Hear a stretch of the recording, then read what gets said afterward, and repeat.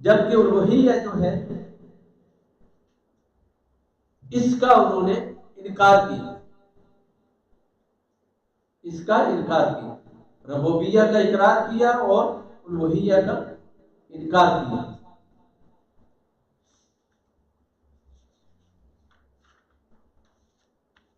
اس کے دلائل کیا ہیں؟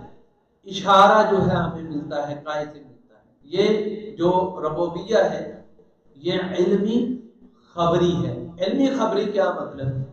کہ ہمیں ان چیزوں کے متعلق جو ہے علم ہے، علم ہے کہ یہ زمین ہے، علم ہے کہ یہ آسمان ہے، علم ہے کہ چاند سورج ستارے ہیں، یہ علم ہے۔ کیوں؟ یہ چیزیں ہمارے مشاہدے میں موجود ہیں۔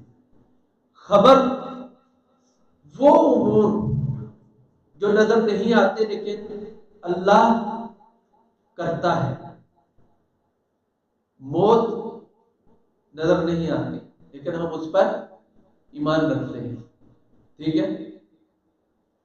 تقدیر پر ہم ایمان رکھتے ہیں، مرنے کے بعد زندہ کیے جانے پر ایمان رکھتے ہیں۔ تو یہ خبری امور ہیں جن کے متعلق ہمیں خبر دی گئی ہے اور ہم نے اس کو مان لیا ہے۔ ایک ہے علمی، ایک ہے خبری، یہ دونوں ربوبیہ میں شامل ہیں۔ علمی جو مشاہدے سے ہمیں چیز ملی ہے وہ علمی ہے، اور جو نبی صلی اللہ علیہ وسلم کے ذریعے ہمیں خبر ملی ہے اور وہ ہمیں نظر نہیں آتی چیز تو وہ خبری ہے، یعنی ہمیں خبر ملی ہے اور اس خبر کی ہم نے تصدیق کر لی کہ یہ ہے۔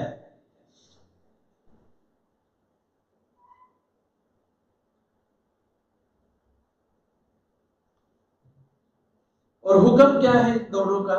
ربوبیہ جو ہے اس کا اقرار جو ہے کرنے والے کے لیے ضروری نہیں ہے کہ وہ اس کا اظہار کر سکے کہ میں اسلام میں داخل ہو گیا، میں اسلام لے آیا، ٹھیک ہے؟ لیکن جو الوہیہ ہے اس کا اقرار کرنے والا جو ہے، اس پر ایمان لانے والا، وہ واقعتاً مسلمان کہلاتا ہے۔ کیوں کہ اس نے عبادت کا اقرار کر دیا ہے، اور عبادت سے ہی اسلام میں داخل ہوتا ہے۔ لا الہ الا اللہ محمد رسول اللہ۔ تو اللہ کو جب یہ معبود مان لیتا ہے تو اس کا مطلب کہ آپ یہ اس کی عبادت بھی کرتا ہے، تو اس لیے اسے ماننے والا جو ہے وہ مسلمان کہلاتا ہے اور وہ اسلام میں داخل ہو جاتا ہے۔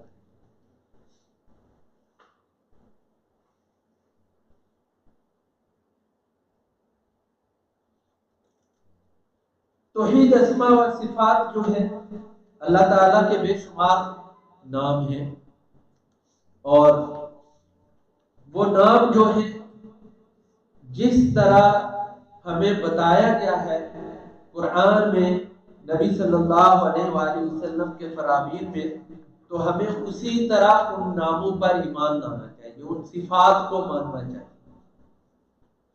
اللہ تعالیٰ کی جو صفات ہیں وہ اسی طرح ماننا چاہیے ہمیں۔ اللہ تعالیٰ کی صفت الرحمن ہے تو وہ رحم سے متعلق ہے کہ اللہ تعالیٰ رحم کرنے والا ہے، اور سمیع ہے تو سننا اس کی صفت ہے، اور سننے کے بارے میں اگر باریکی میں جائیں تو علماء یہ کہتے ہیں کہ اللہ تعالیٰ کی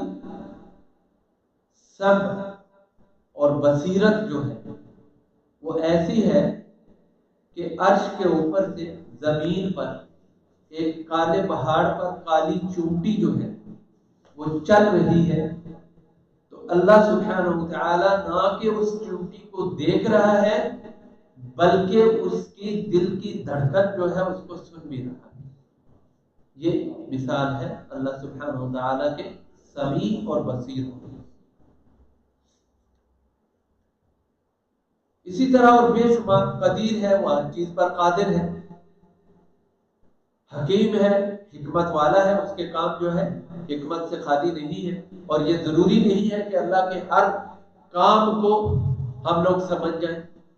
بعض ایسے حکم ہیں اللہ کے کہ وہ ہماری سمجھ سے بالاتر ہوتے ہیں، لیکن ہم انہیں مانتے ہیں اس وجہ سے کہ وہ اللہ کا حکم ہے اور ہم اللہ کے حکم کے تابع ہیں۔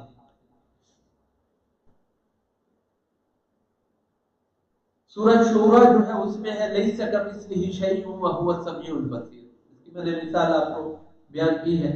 اسی طرح سورہ حشر کی آخری آیات ہیں، اس میں بھی ہے هو اللہ الذی لا الہ الا هو عالم الغیب والشہادہ هو الرحمن الرحیم هو اللہ الذی لا الہ الا هو الملک القدوس الملک القدوس السلام المؤمن المهيمن العزيز الجبار المتكبر سبحان الله عما يشركون هو الله الخالق البارئ المصور له الأسماء الحسنى يسبح له ما في السماوات والأرض وهو العزيز الحكيم۔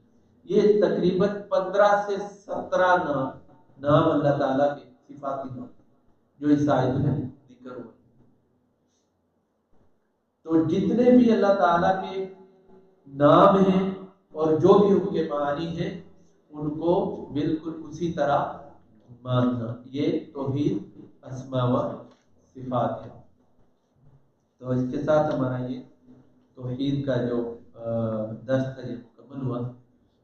اللہ تعالیٰ سے دعا ہے کہ اللہ تعالیٰ ہمیں صحیح دین سیکھنے سے سمجھنے اور اس پر عمل کرنے کی۔ جیسے ہم یہ توحید کا حکم کیا ہے اس کو جاننا فرض ہے، واجب ہے کیا؟ کیونکہ ہم تو پیدا ہوئے مسلمان ہوئے، ہمیں توحید کا پتہ ہی نہیں ہے کہ اس کی علم کی اہمیت کیا ہے، اس کی امپورٹنس۔ یہ فرض ہے، توحید کا اقرار کرنا یہ فرض ہے۔ اگر توحید کا اقرار کوئی کرتا نہیں تو مسلمان ہی نہیں ہے۔ علم کی بات ہے، توحید کا علم حاصل کرنا جی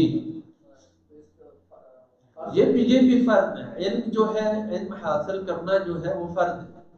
تو جیسے ہم دوسرے علم حاصل کرنا فرض سمجھتے ہیں، ایسے دین کا علم حاصل کرنا یہ بالعولا فرض ہے، بالعولا فرض ہے۔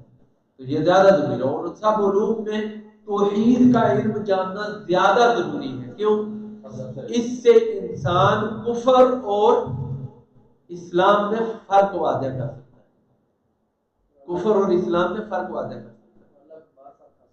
اللہ کی معرفت ایسے حاصل ہوگی جب آپ کو کفر اور اسلام میں فرق کا پتہ چلے گا تو اللہ کی معرفت حاصل ہوگی۔ اب دیکھیں کہ میں نے بیان کیا ہے ربوبیہ کے بارے میں، تو اس میں تو مشرکین بھی مانتے تھے نا، تو ہم بھی مانتے ہیں اس میں، لیکن ہم انہیں مسلمان تو نہیں کہہ سکتے۔ اور اگر وہ یہی ربوبیہ کی ایک قسم لے کے کہیں جی کہ دیکھیں آپ بھی اس کو مانتے ہیں ہم بھی مانتے ہیں، تو آپ میں ہم میں کیا فرق ہے، تو ہم کیا کہیں گے؟ جب ہمیں معرفت ہوگی تو ہم الوہیہ کے بارے میں ان کو بتائیں گے کہ آپ یہ نہیں مانتے، ہم یہ بھی مانتے ہیں اور یہ بھی مانتے ہیں، آپ خالی یہ مانتے ہیں، تو ہم میں اور آپ میں فرق ہے۔ تو اس کی معرفت ہونا، اس کا علم حاصل کرنا یہ ضروری ہے۔ ہمارے یہاں توحید کے اوپر درس دیے ہی نہیں جاتے، پاکستان میں توحید کے اوپر بیان ہی نہیں کیا جاتا اور بیان کرنے بھی نہیں دیتا، بیان کرنے بھی نہیں دیتا۔ آپ کو ممکن ہے کہ اسٹیج سے ہی پکڑ کے اتار دیں، اور بہت سارے ایسے ہمیں ویڈیو بھی میں نے دیکھے، ویڈیو بھی میں نے دیکھے پکڑ کے اتار دیا۔